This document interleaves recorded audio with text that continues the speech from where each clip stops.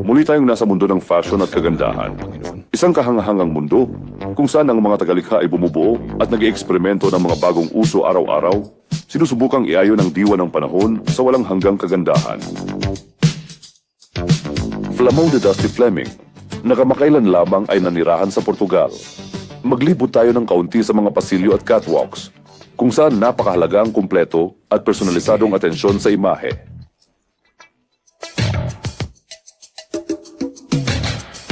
Salamat.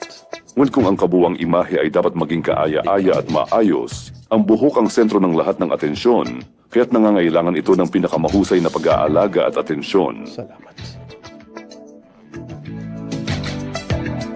Dusty Fleming, ang sikat na hairstylist, ipinahayag ang kanyang mensahe sa pamamagitan ng paglunsad ng bagong hitsura. Malinis at malusog na buhok ang resulta ng mahusay na atensyon.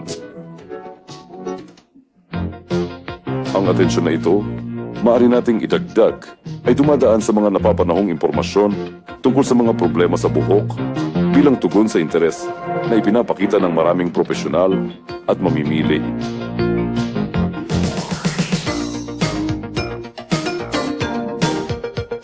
Ang paggamit ng layuning ito ay isang gawain na nangangailangan ng aktibong pakikipagtulungan sa lahat ng mga kinauukulan. Samantalang ginagamit ang karanasan ng mga kilalang profesional tulad ni Dusty Fleming. Ito ang taya ng Sunsil. Hindi ko makita kung ano ang nangyayari.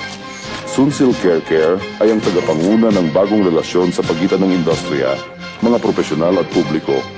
Ito rin ang dahilan kung bakit malapit ang Sunsil sa bituin na umiiral sa sarili nito.